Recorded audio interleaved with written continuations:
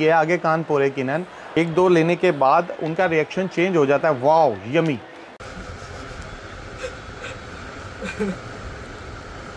और जब लोगों को चेक करवाई है आगे कान, मतलब जब भी जिसने भी खाई है उसने कहा भालो भालो, बहुत अच्छी, टेस्टी, स्वीट्स, यमी, सब ने खाई है। इसीलिए हमारा स्लोगन ये है आगे कान पोरे किनन।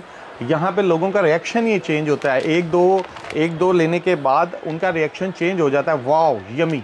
सो उसकी वजह से ये लोग, हमारा स्लोगन हमने आगे कान पोरे कान इसलिए रखा है कि आप पहले ट्राई करें इसकी खुशबू, देसी घी की खुशबू, और वो आएगी तो आप इंशाल्लाह उसको ज़रूर लेंगे।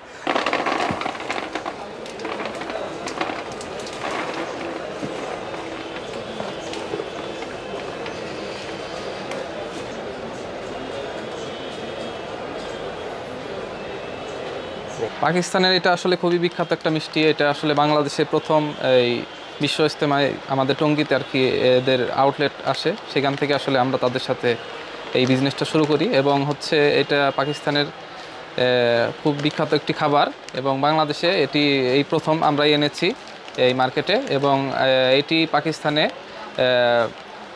খাঁটি ঘি, গুড়, গ্লুকোজ এবং তিল দিয়ে তৈরি একটি বিশেষ মিষ্টান্ন।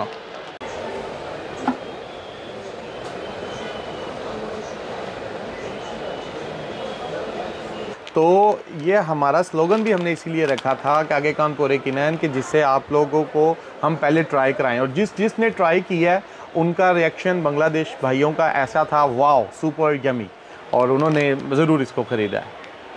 रेउरी बोले এটাকে পাকিস্তানের ভাষায় রেউরি বলে।